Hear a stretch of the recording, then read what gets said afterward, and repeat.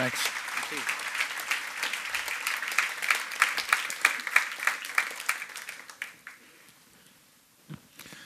Thank you for coming.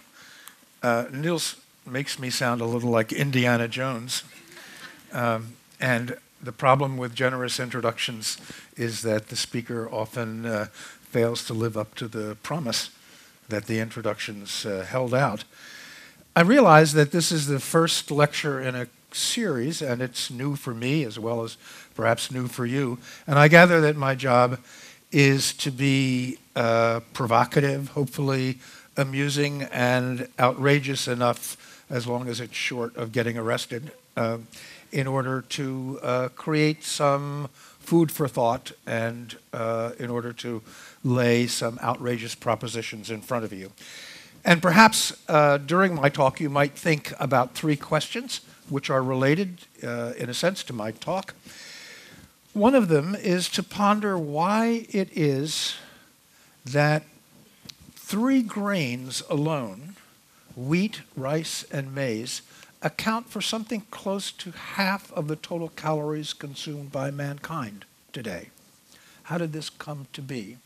A friend of mine says, it's as if we've all become canaries.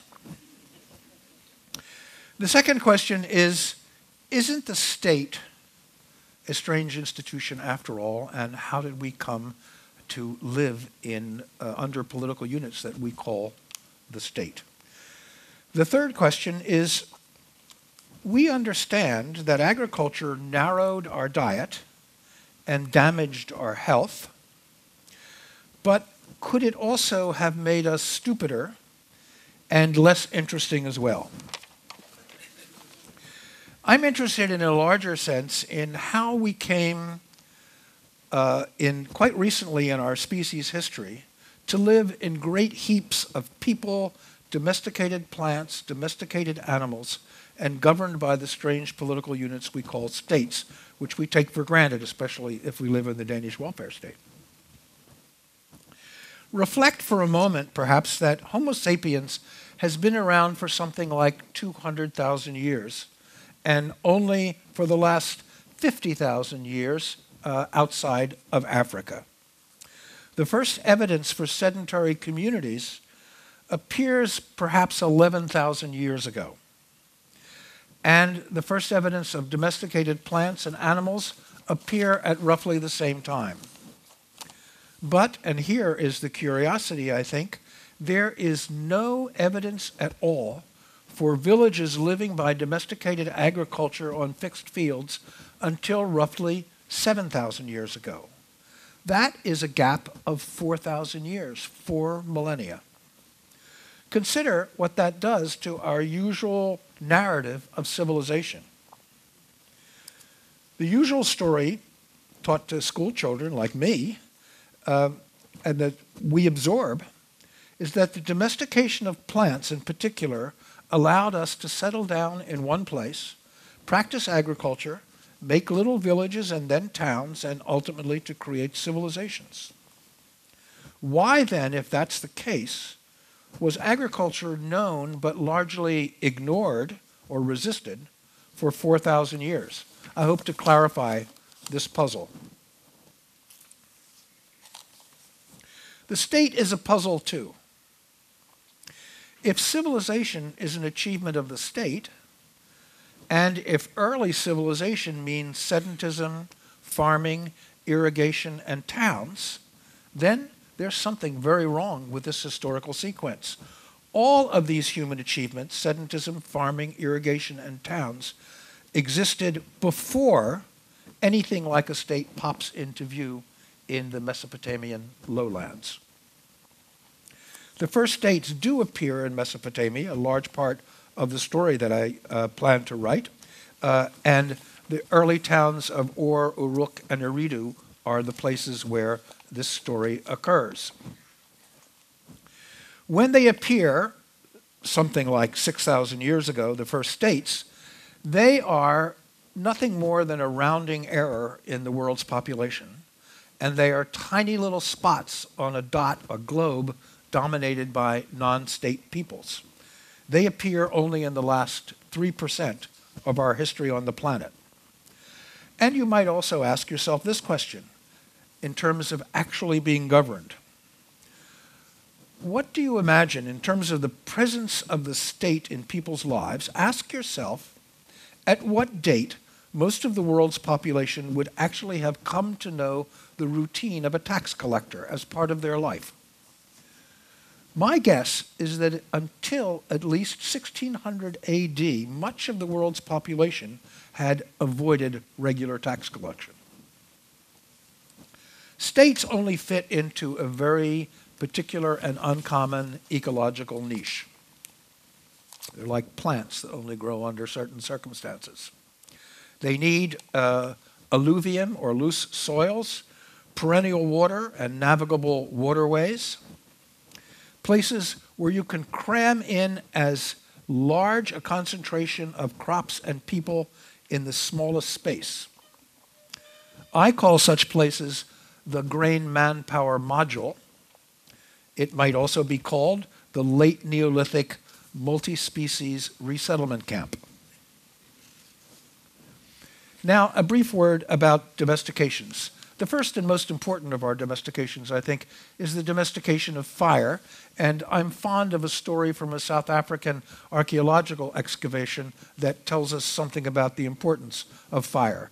At this excavation, long before Homo sapiens, I might add, because Homo sapiens did not invent the domestic use of fire. Homo erectus and Homo neanderthalensis had fire as well. At this dig in South Africa, the very lowest stratum is a stratum in which there are no carbon deposits and therefore no human-made fire. There are lots and lots of bones, among which some bones of Homo erectus and some full skeletal remains of large cats. At the next level of this cave, there are carbon deposits, that is to say, human fire, a hearth. There are lots and lots of bones, and among these bones, there are a few bones of large cats, and there are full skeletal remains of Homo erectus. So you can see how the ownership of the cave changed and who was eating whom. That is to say, fire is the most important tool, I think, and probably is the most important domestication that we have accomplished. It is our trump card. And in the hearth, it is truly a domesticated fire as opposed to a wildfire. It allowed us to transform the landscape to our liking, to start a new succession of plants which we desired, to encourage those plants and animals that we desired, and discourage those that we didn't. In fact, if you understand the Native American practice of burning, it was to create a kind of special habitat that would not only produce things to eat, but would also be attractive to the kinds of game that North American natives were interested in, so that when they hunted, they were harvesting game from a landscape which they had created as an attractive trap and hunting grounds. It could only be seen as a form of farming, if you like, by fire, and a kind of hunting by the use of fire. In short, the use of fire brought food resources closer to human beings, and you could say in a simple way that the radius of a meal was vastly reduced. I think our use of fire has probably done more to transform the natural world than anything else, more even than agricultural until quite recently in any case. Cooking, as Niels mentioned, is also crucial, and we ought to think of cooking as an external digestion system. That is to say, cooking breaks down fiber, denatures protein, allows us to eat and digest foods that we could not otherwise eat, or that, if we could eat, would not repay the caloric value of digesting them. The size of our gut, as compared to our other primate cousins, as Niels pointed out, is much shorter. This was a PowerPoint presentation, you would now see a picture of a chimpanzee with a great sort of gut compared to the flat chest and stomach of a human being. The domestication of animals I think ought to be considered in somewhat the same terms as a form of cooking, like fire.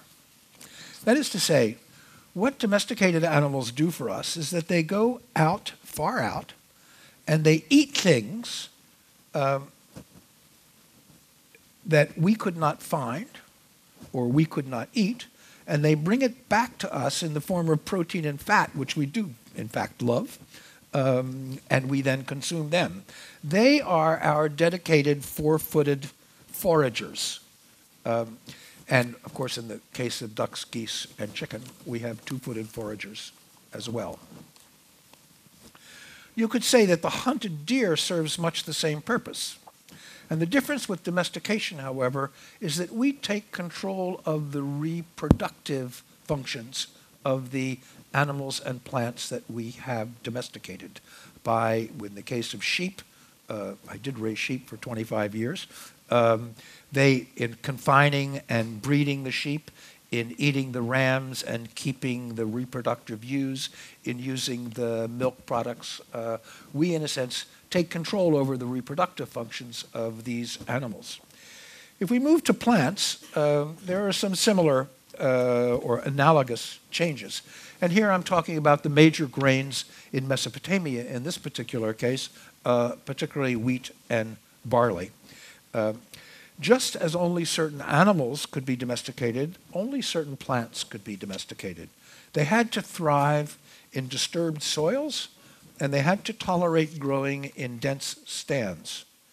Radically different selection pressures, once they were planted, changed the morphology of these plants as well. In the wild, selection pressures favored small grain heads that were easily shattered, that were long dormant, and a lot of appendages and glooms that defeated the efforts of birds to eat them, and hard seed coats.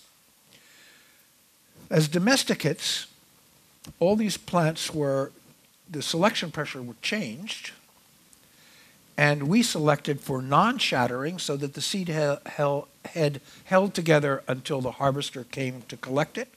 Larger grains with thin seed coats, fewer of these appendages, and very short dormancy.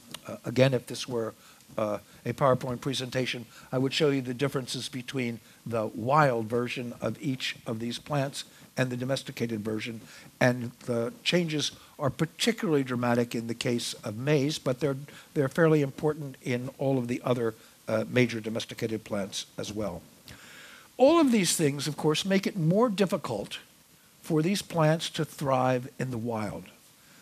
We have created then with these plants a kind of floral zoo of basket cases which we have to defend every day against the wild lest they not survive. They need our constant attention. And in this respect, it seems to me that the question of who is domesticating whom becomes almost a metaphysical question. Michael Pollan, in a wonderful book called Second Nature, The Education of a Gardener, has a realization one day, as he is gardening and weeding his tomato plants, untangling the tomato vines, and hoeing the soil around the tomato plants. He's doing this day after day on his hands and knees, and it dawns on him that he has become a slave of the tomato plant. That here he is every day on his hands and knees creating the utopian landscape that the tomato plant needs to flourish and thrive, and it's not clear that he's not the slave of the tomato plant than the other way around.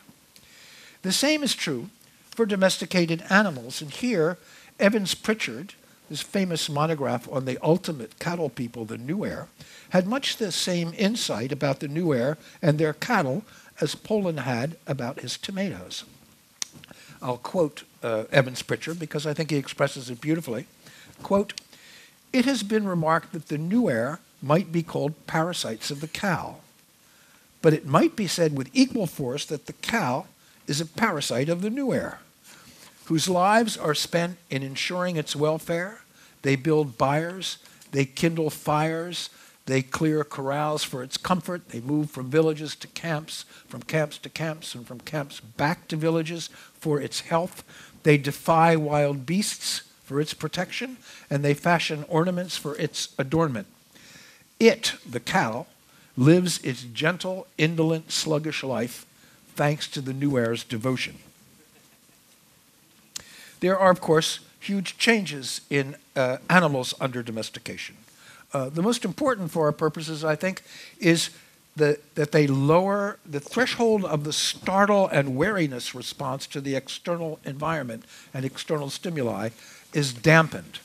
That is to say, there is a general dampening of an emotional responsiveness and awareness of the external environment. Domesticated animals are generally smaller. There's less sexual dimorphism, and that's probably the case because males no longer need quite so much to ward off predators or to battle for mates. Females are more fertile. There's more courtship and sexual behavior, which may be a crowding effect. And there's also something known as neoteny, which is the fact that domesticated animals tend to reach adulthood earlier, and they retain more juvenile features, both in their physiognomy and in their behavior. There is also a reduction in brain size. Especially, it appears, the limbic system that is associated with nervous system reactions to external stimuli and threats. That is, the things that trigger aggression, flight, and fear. And by the way, this is true for all domesticates. It's true for trout as well that are domesticated. Their brains are smaller than wild trout. A general reduction in emotional reactivity. Maybe this is an effect of life in the crowded domus and the fewer threats from predators. Then there are the diseases of crowding, which are important here as well. Bone pathologies, infection, arthritis, gum disease, and higher rates of mortality. I want to talk a bit about the changes in human beings under these circumstances as well.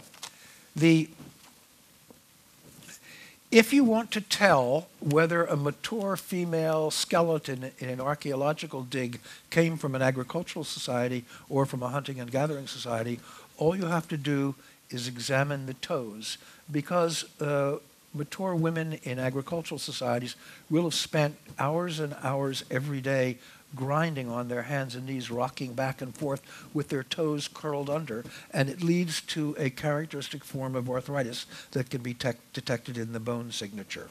There are other arthritic conditions of knees that have the same cause, and repetitive stress injuries, also true for beasts of burden as well that are domesticated. Now, hunters and gatherers have lots of injuries too, but they tend not to be repetitive stress injuries. There's also, which comes obviously from fire and cooking, the declining tooth size, facial shortening, the smaller gut, the reduction in stature, and the bone pathologies of other dietary deficiencies. The most important of this in the agrarian societies is iron deficiency anemia caused by a lack of protein and omega-3 and 6 acids. And it's especially marked and acute for women on account of the blood loss in menses. Again, if this were a PowerPoint presentation, I could show you the so-called Harris lines that are the characteristic bone signature of these kinds of anemia, which are absolutely dispositive in terms of evidence for malnutrition at different stages of life. It also can be detected in the teeth enamel as well. All of these are effects of living in the domus module, or the grain manpower module. And I mean domestication in its broadest sense, living in a novel, culturally modified, artificial environment. And I include by that not simply the house, the hearth, the gardens, orchards, the animals, and the fields, but all of the huge variety of uninvited guests that come to the domus because they like to eat there. That is to say, rats and mice, sparrows, swallows, and other birds, the insects who come to feed on the grain and the wastes, and on the animals who feed on the grain and the waste. The way of understanding, in a sense, the domus is this great cavalcade, a kind of world historic pilgrimage that never was seen before, a concentrated accumulation of animals, insects, birds, viruses, microbes, arthropods, and parasites that is an integral part of this new and revolutionary environment. Has it changed the human limbic system as well?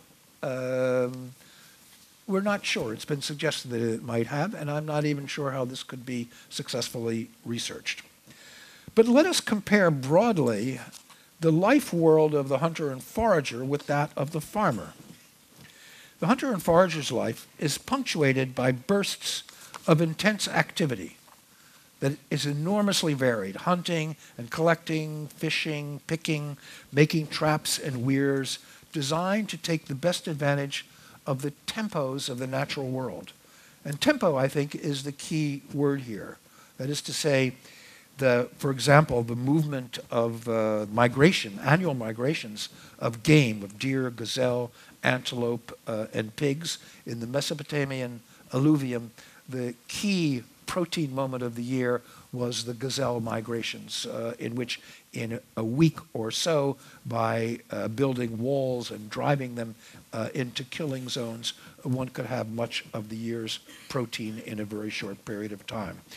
It means also this tempo, understanding the seasonal migration of birds that can be intercepted at their resting or nesting places, the runs of desirable fish upstream or downstream, the cycles of ripening fruits and nuts, which have to be collected before other competitors arrive or before they spoil, and the unexpected appearances of game, fish, turtles, mushrooms that have to be exploited quickly. Several aspects of this activity, I think, stand out. First, each of the activities requires a different toolkit and techniques of capture and collecting that have to be mastered. Second, we should never forget that foragers have long gathered grains from natural stands of grains that are extremely dense and rich. And as a result, the Neolithic foragers already had the entire toolkit of Neolithic man. That is, they had sickles, they had threshing mats and baskets and winnowing trays, pounding mortars and grinding stones, all to deal with natural wild stands of cereals. Third, each of these activities represents a distinct problem in coordination, so that the cooperative group and division of labor for each is likely to be different. Finally, the people that we're talking about at the beginning of the Neolithic are positioned across several different food webs: wetlands, forest, savanna, and arid, each of which has its own distinct seasonality. While they depend vitally on these rhythms, they're at the same time generalists and opportunists, ever alert to take advantage of the episodic and scattered bounty that nature may bring their way. Botanists and naturalists have always been deeply amazed by the degree and breadth of knowledge the hunters and gatherers have of the natural world around them. That perhaps explains why virtually every economic crop that we know of today that's a major crop in world trade was invented by the sophisticated applied botanists known as our early Neolithic ancestors. They domesticated all of these plants, and historical man has added not a single major plant to this suite of important plants. Codifications of farming knowledge in America have traditionally taken the form of something we call Farmer's Almanac, telling lots of folk tales about how to plant this or that, when to prune, when to plant your corn in the fall, in the rye in the fall and corn in the spring. We might, in this context, I think of hunters and gatherers as having an entire library of almanacs. One for natural stands of cereals, subdivided, if you like, into wheat, barley, oats. One for forest nuts and fruits, subdivided into acorns, beech nuts, various berries. One for fishing, divided into shellfish, eels, herring, shad. What's astonishing is that this veritable encyclopedia of knowledge, its historical depth, is preserved entirely in the collective memory and oral tradition of the band. Now finally, to return to the concept of the tempo, one might think of hunters and gatherers as attentive to the distinct metronome of a great diversity of natural rhythms. Think of dozens and dozens of metronomes at different periodicities that they are paying attention to. Farmers, especially fixed field cereal grain farmers, are largely confined to a single food web, and their routines are geared to a particular tempo, by and large, a single metronome. Now, bringing a crop to a successful harvest is not easy, but it's basically dominated by the requirements of a single plant. It's no exaggeration to say that hunting and foraging are, in terms of complexity, as different from cereal grains, grain farming, as cereal grain farming is in turn from repetitive work on a modern assembly line. Each step represents a substantial narrowing in focus and a simplification of tasks. So one could say that fixed field farming involved us in this annual set of routines that organized our work life, organized our settlement patterns, organized our social structure, our built environment of the domus, and much of our ritual life. From field clearing by fire, plow, and harrow, to sowing, to weeding, to watering, to constant vigilance as the crop ripens. The crop organizes much of our timetable. The harvest itself set in train another set of routines. In the case of cereal crops, cutting, bundling, threshing, gleaning, separation of straw, winnowing, chaff, sieving, drying, sorting. Most of these have been historically coded as women's work. Then the daily preparation of grains for consumption, pounding, grinding, fire-making, cooking, and baking throughout the year, also coded as women's work. These meticulous, demanding, interlocked, and mandatory annual and daily routines, I would argue, belong at the center of any comprehensive account of the civilizing process. They strap the agriculturalist to a minutely choreographed routine of dance steps. They shape their physical bodies. They shape the architecture and layout of the domus. They insist, as it were, on certain patterns of cooperation and coordination. In that sense, to pursue the metaphor, they are the background musical beat of the domus, the rhythm guitar of the domus, if you like. Once Homo sapiens took that step into agriculture, they entered an austere monastery whose taskmaster consists mostly of the demanding genetic clockwork of the plant itself. Norbert Elias, who famously wrote of the civilizing process and of manners, wrote about the growing chains of dependence among ever denser populations in medieval Europe that made for the mutual accommodation and restraint that he called the civilizing process. But my claim would be that literally thousands of years before the social changes that Elias describes, much of our species was already disciplined and subordinated to the metronome of our own crops. Once cereals became established as a staple in the early Middle East, it's striking how the agricultural calendar came to determine much of public ritual life: ceremonial plowing by priests and kings, harvest rites and celebrations, prayers and sacrifices for an abundant harvest, gods for particular grains. The metaphors with which people reasoned were increasingly dominated by domesticated grains and domesticated animals. A time to sow and a time to reap, being a good shepherd. There's hardly a passage in the Old Testament that fails to make use of such imagery. This codification of subsistence and ritual life around the domus was powerful evidence that with domestication, Homo sapiens had traded a huge spectrum of wild flora for a handful of cereals and a huge spectrum of wild fauna for a handful of livestock. Excuse me.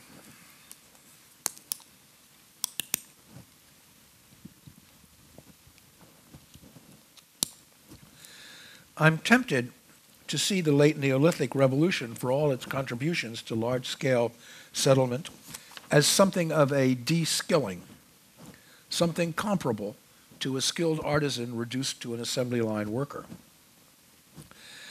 Adam Smith's favorite case for the advantages of capitalism was the division of labor of the pin factory, in which he described in great detail how the wire was drawn by one person in the mold, cooled by another, cut by another, one edge of the pin sharpened by another worker, and a head added to the pin by yet another worker.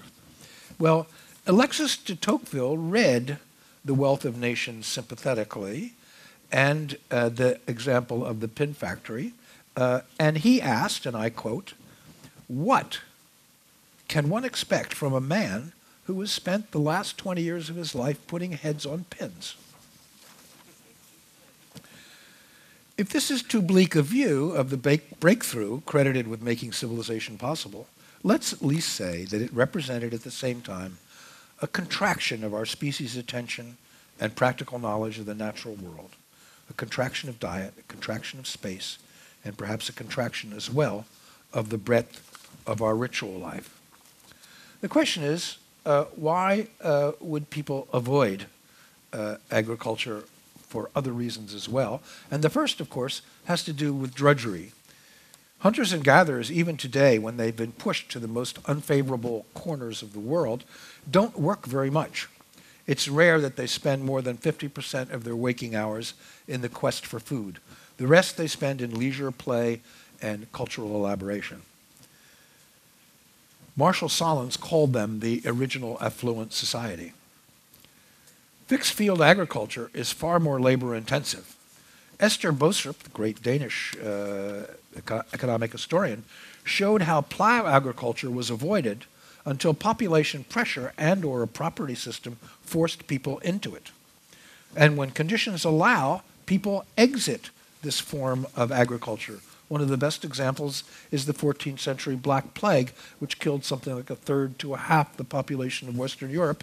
And after that, there was so much land and so few people, relatively, that people went back to Sweden slash and burn cultivation that Niels described because it was easier and they gave up plow agriculture. The Europeans who colonized the New World could not get Native Americans to take up plow agriculture unless they were imprisoned on reservations, which of course they were. 5,000 years ago, the Austronesian agriculturalists who moved from Taiwan to Southeast Asia and who were agriculturalists in Taiwan abandoned agriculture altogether because the forests of Southeast Asia had such abundant food sources that they saw no reason to work so hard as they did even with non-plow agriculture and swiddening. The other difficulty of agriculture, and I wish I had more time to elaborate on this, is that this late Neolithic multi-species resettlement camp is at the same time a perfect epidemiological storm. That is to say, the first states in the Mesopotamian alluvium had concentrations of population at least 20 and more times of anything that had ever been seen in the world. And this worked on the logic of crowding and disease transmission. And this disease transmission, incidentally, is not just for Homo sapiens, it's also disease transmission among the domesticated animals and among the crops itself. They're all crowded into the domus. What's new here is the crowding of domesticated animals, humans, and all the other critters, large and small, who eat at the domus. And this results in what are called an outbreak of density-dependent diseases, or modern public health calls them sometimes acute community infections. They are the source of most of the infections that human beings suffer from, and almost all of our infectious diseases are zoonotic diseases that went from domesticated animals to human beings, and only at that moment when we were crowded together in the domus. Now, it's clear that we probably gave domesticated animals as many diseases as they gave us. So if you imagine that I were a particularly precocious and intelligent and research-minded goat, I would be giving you a very different lecture on how the domus was not a great bargain for us either. Rubella, pertussis, diphtheria, cholera, smallpox, mumps, measles, influenza, chickenpox. I could make this into an incantation that could go on for quite some time. Malaria, tuberculosis. These are, for the most part, completely new diseases. They are not diseases that were rare and became more common. They did not exist until 10,000 years ago. Most of these diseases, unless they have a non-human reservoir, depend absolutely on a concentration of hosts. Epidemiologists can work out the concentrations needed on the basis of the mode of transmission, the degree of infectivity, and the period of infectiveness. For measles, they've worked out that it takes roughly a population of 300,000 for measles to remain endemic in a population and to never die out. And the example that is often given, relevant here, is the example of the Faroe Islands. In 1781, a sailor first brought measles to the Faroe Islands. Everyone got it, and it then disappeared because the Faroe Islands population was far below the 300,000 needed to keep it endemic. In 1846, 65 years later, another ship brought measles again, and all of those people under 65 got measles, and the ones who were over 65 who had lifetime immunity didn't. And then the infection died out. 30 years later, in 1876, it came back, and this time only the people under 30 got it, who had been born since the last epidemic, but it had died out. That, incidentally, is one reason why the New World population was so extraordinarily healthy until the Europeans came and transmitted their diseases, because when they went across the Bering Strait, they went in groups that were small enough not to have carried any of these diseases that are density dependent and population dependent. So agropastoralism was bad for your health. That's one main reason why the early states were so fragile and prone to collapse. It's crucial to remember that the logic of concentration of hosts and diseases also applies to domesticated animals and to the crops themselves. A state could collapse from a crop or livestock disease racing through the crowd just as easily as it could from a human disease racing through the crowd. I think I should stop here. The next section of talk, had I more time, would be, well, how did they keep all these people in these early? And the short answer is coercion and slavery, but I don't have time to elaborate on that. Thank you very much.